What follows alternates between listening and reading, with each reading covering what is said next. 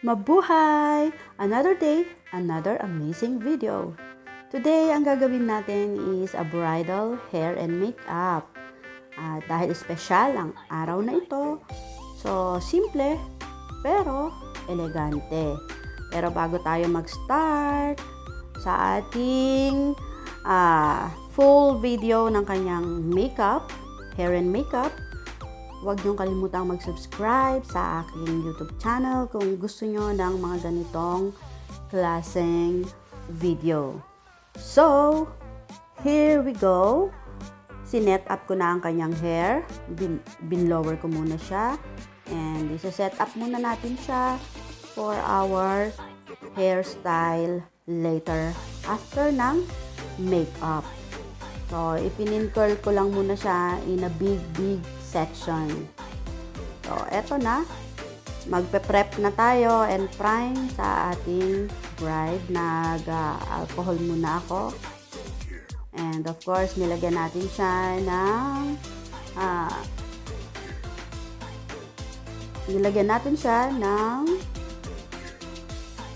cap, shoulder cap, para hindi siya marumihan.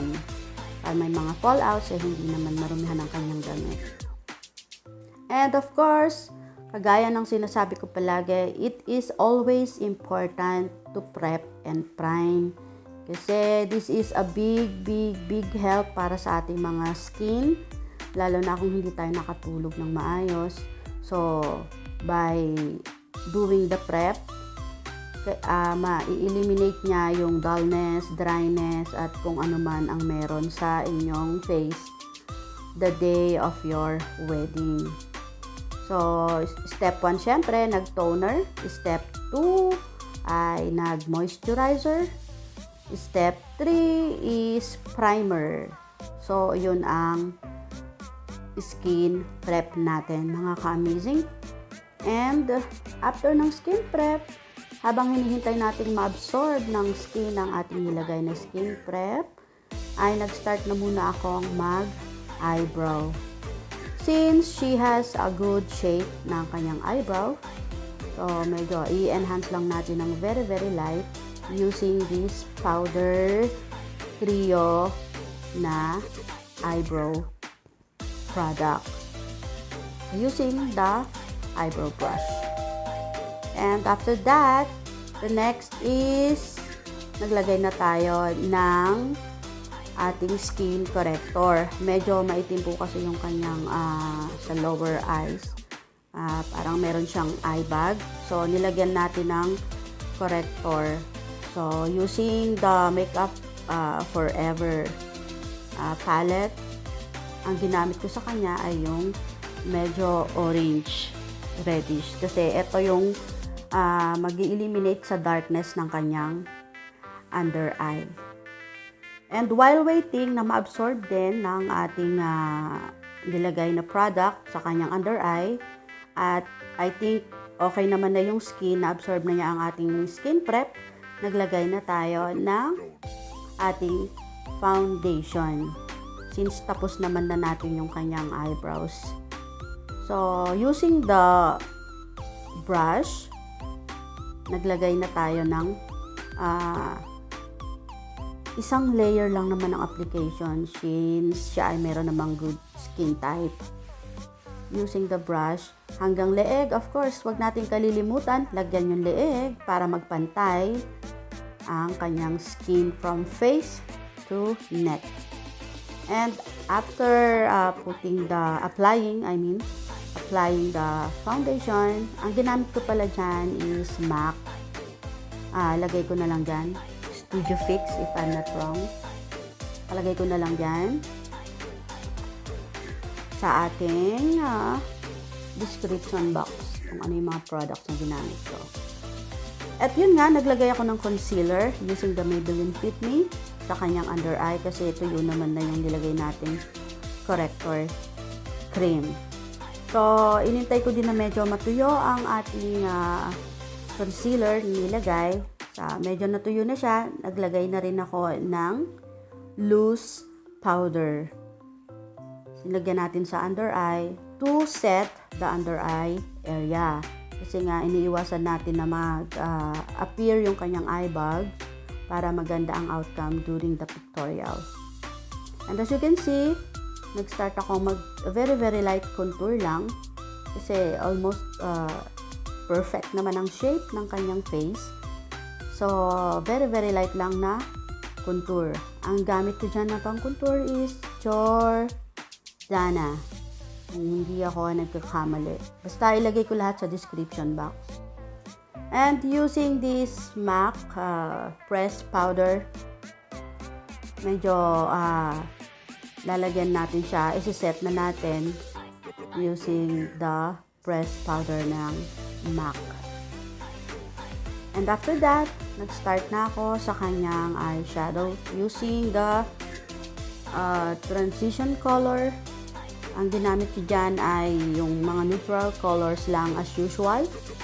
Kapag bride ang ating mini-makeupan, mas nababagay sa kanila yung malinis, elegante na makeup using neutral colors or shades of brown and beige. Yun po. And as you can see, naglagay ako ng transition color, base color, syempre sa kanyang crease, and then naglagay lang ako ng brightening beige na medyo glittery, ng very light lang sa inner corner para naman mas ma-emphasize at mas buhay yung mata. At since siya naman ay literal na maganda, so we don't need a heavy makeup. And of course, pag bridal po ay hindi kailangang heavy. And as you can see, naglagay na rin ako after matapos ang kanyang eyeshadows. Naglalagay na po ako ng liquid eyeliner sa kanyang mata to make her eyes more mag-pop and mas buhay, alive, ganon. At naglagay lang din ako ng konting eyeliner sa kanyang lower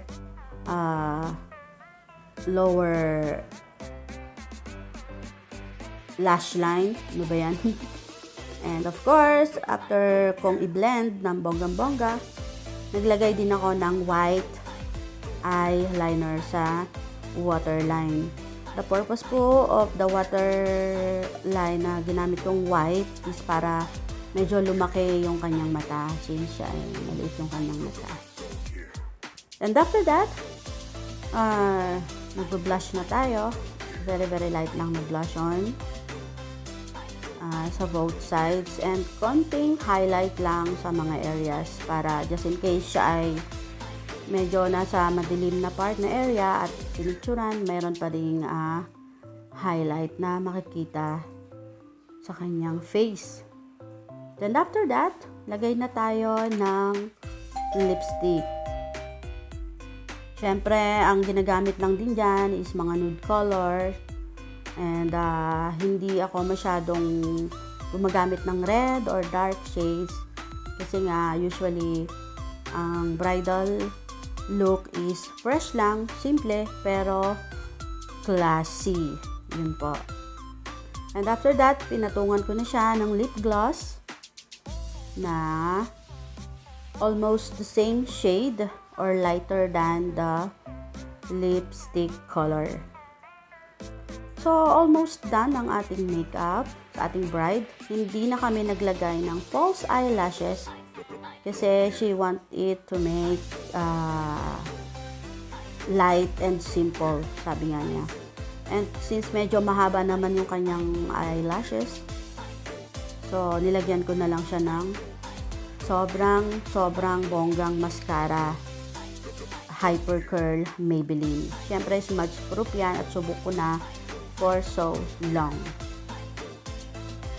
Then there you go mga ka-amazing. Makikita nyo, happy siya, nag-selfie. And I am preparing for her simple, classic hair style sa kanyang wedding. Hindi naman po siya naka-wedding gown. Siya ay naka-dress lang po. But since it was kinda intimate wedding, everything is so simple yet classy. So, first, yung pinull down ko na yung kanyang hair, tinanggalan natin yung pagkaka-pin curl. Gumamit lang ako ng curling tools sa kanyang hair. I-curl ko lang siya para kapag itinaas, madali siyang sumunod. So, yon ang kanyang gusto.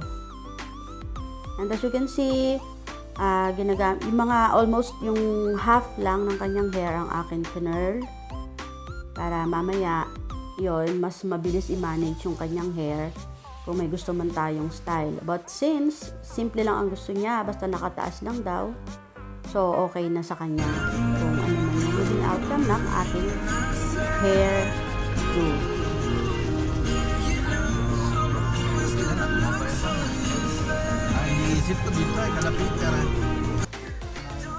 Hi! How are you feeling today? Ang ganda yung face mask mo saglit. Ayun, ganda. Ganda ka.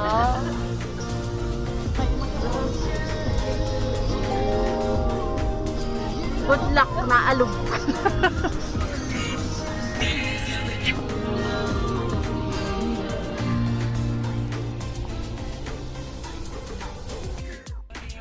Kinakabahan ka na ba? Huwag yung kabahan, naiyak na daw siya, Rico. Yan ang ating bride na naiiyak. Naiiyak na daw siya. Kinakabahan na. Bye-bye!